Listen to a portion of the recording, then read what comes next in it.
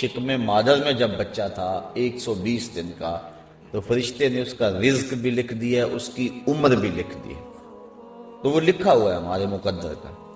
اب اس کو ہم بذریعہ حرام حاصل کرتے ہیں، کسی کا خون نچوڑ کے حاصل کرتے ہیں، کسی کو دکھ دے کے حاصل کرتے ہیں، یا کہ حسن ساتھ حاصل کرتے ہیں، یہ ہمیں اختیار دیا گیا ہے۔ تو ہمیں ترغیب شریعت نے یہ دی، حکم یہ دیا کہ حلال اور طیب کھاؤ، یا ایھا الناس کلوا مما فی الارض حلالا طیبا، کہ حلال اور طیب رزق جو ہے وہ کھاؤ۔ اور نبی رحمت صلی اللہ علیہ وسلم نے ارشاد فرمایا، طلب الحلال واجب علی کل مسلم، حلال رزق کا طلب کرنا ہر مسلمان کے اوپر واجب ہے۔ دیتا سب کو اللہ ہے، جانوروں کو بھی اللہ دیتا ہے، لیکن ان کے گھونسلوں میں نہیں ڈالتا۔ جانوروں کو بھی اپنے گھونسلوں سے نکل کر رزق کی تلاش میں نکلنا پڑتا ہے۔ ہمارا رزق بھی مقدر ہے، لیکن اوپر سے آسمان سے ہمارے گھروں میں نہیں پھینکا جاتا، ہمیں بھی تلاش کا حکم ہے۔ طلب رزق حلال یہ اسلام کی ترغیب ہے۔ تو ہم اپنے مقدر کو ڈھونڈنے کے لیے گھر سے نکلیں، لیکن مالک کی ناراضگی سے ہر صورت میں بچنے کی کوشش کریں۔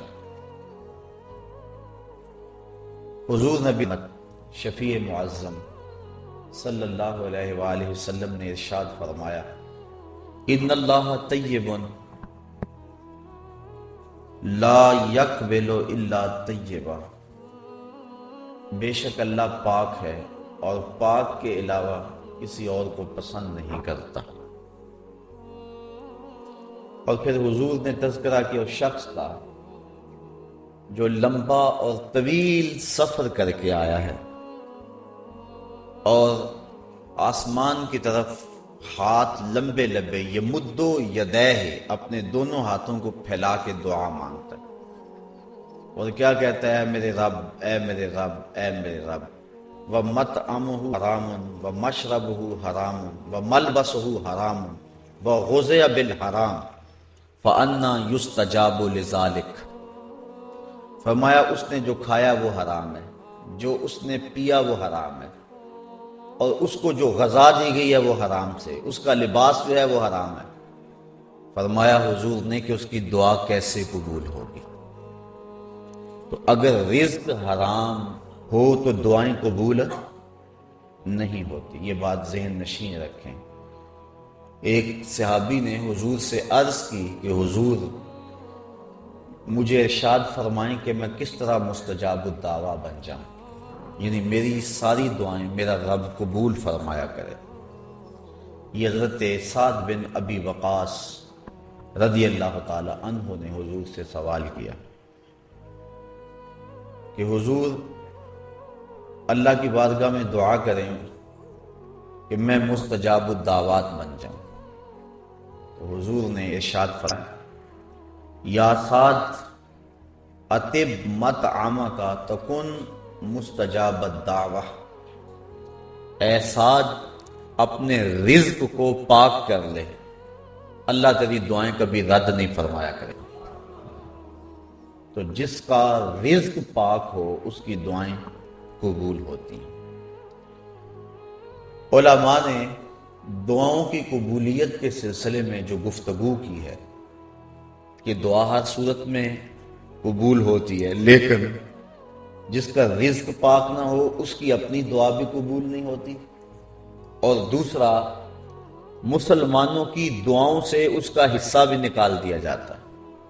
جب لوگ دعائیں مانگتے ہیں اجتماعی، اللہ تمام کائنات کے لوگوں کو صحت دے دے، ان کی معاشی پریشانیاں دور کر دے، دعائیں ہو رہی ہوتی ہیں، تو جو شخص حرام کماتا ہے نیک لوگوں کی دعاؤں سے اس کا حصہ نکال دیا جاتا ہے، نہ اس کی اپنی دعا قبول ہوتی ہے اور نہ کسی کی دعا اس کے حق میں قبول ہوتی ہے۔ حضرت سعد رضی اللہ تعالی عنہ نے جب عرض کی تو حضور فرمایا کہ لقمہ پاک کر لے تو مستجاب الدعوات ہو جائے گا۔ اللہ اکبر. فرمایا والذی نفس محمد بیدہ، مجھے قسم ہے اس رب کی کہ محمد کی جان جس کے قبضے میں ہے. حضور نے ارشاد فرمایا کہ جب کوئی شخص حرام کا لقمہ اپنے پیٹ میں ڈالتا ہے 40 دن تک اللہ اس کا کوئی عمل قبول نہیں فرماتا. اور فرمایا وہ گوشت جو حرام کی غذا سے پلا کل قیامت کے دن جہنم کی آگ میں ڈال دیا جائے گا. اور ایک روایت حضرت ابن عمر رضی اللہ تعالی عنہ سے ہے، فرماتے ہیں کہ من اشترى ثوبا بعشرة دراهم وفيه درهم من حرام لم يقبل الله عز وجل له صلاة ما دام عليه. جس نے 10 درہم کا لباس خریدا، اس کے اندر 1 درہم حرام کا تھا، 9 درہم پیور حلال تھے. حضرت ابن عمر کہتے ہیں کہ جب تک وہ لباس اس کے بدن پہ رہے گا اس کی کوئی نماز قبول نہیں ہوگی. ثم ادخل اصبعیہ فی اذنیہ، اور پھر ابن عمر نے اپنی دونوں انگلیاں اپنے کانوں میں لے لی اور فرمایا کہ اگر میں نے یہ بات حضور سے نہ سنی ہو تو میں بہرا ہو جاؤں. اگر یہ بات میں نے حضور سے نہ سنی ہو تو میں بہرا ہو جاؤں، میرے کانوں کی شنوائی چھن جائے اگر میں نے یہ حضور سے نہ سنا. یہ حضور نے ارشاد فرمایا کہ جو شخص 10 دراہم کا کوئی کپڑا خریدتا ہے، 1 درہم بھی اس میں حرام کا ہے، تو اس کی نماز قبول نہیں ہوتی. قرب قیامت کے فتنوں کا تذکرہ کرتے ہوئے حضور نے ارشاد فرمایا کہ قرب قیامت میں معاملات ایسے ہو جائیں گے کہ لوگوں کو مال سے غرض ہوگی. اس سے غرض نہیں ہوگی کہ یہ حلال سے ہے یا یہ حرام سے. اور آپ دیکھ لیں جس دور میں آج ہم جی رہے ہیں، ہر بندے کی خواہش ہے کہ دولت اکٹھی کر لو. اس کے ذرائع کیا ہیں، اس سے کسی کو غرض نہیں ہے. یہ قرب قیامت کا فتنہ ہے کہ لوگ حلال کا اہتمام نہیں کریں گے، جبکہ صدر اسلام میں اور بعد میں آنے والے ادوار میں لوگوں نے اپنے لقمے کی حلت کا خصوصیت کے ساتھ اہتمام کیا، بلکہ بعض اوقات شک کی وجہ سے حلال کو بھی چھوڑ دیتے تھے. وہ معمولی سا شک پیدا ہو جاتا تو اس کو بھی چھوڑ دیتے. تو آج حرام قوم میں رچ گیا ہے. حضرت ابو درداء رضی اللہ تعالی عنہ نماز پڑھتے ہیں فجر کی اور بہت جلد چلے جاتے ہیں. ایک دن فرمایا ابو درداء کاہے کی جلدی ہوتی ہے، لوگ تو دیر تک بیٹھے رہتے ہیں. صحابہ اشراق بھی پڑھ کے جاتے تھے، لیکن تم بڑی جلدی چلے جاتے ہو. عرض کی بندہ نواز، میرے ہمسایوں کے گھر میں ایک کھجور کا اونچا درخت ہے جس کا جھکاؤ میرے گھر کی طرف ہے، اور آپ جانتے ہیں آج کل سحری کے وقت مدینے کو ٹھنڈی ہوائیں سلامی دینے آتی ہیں.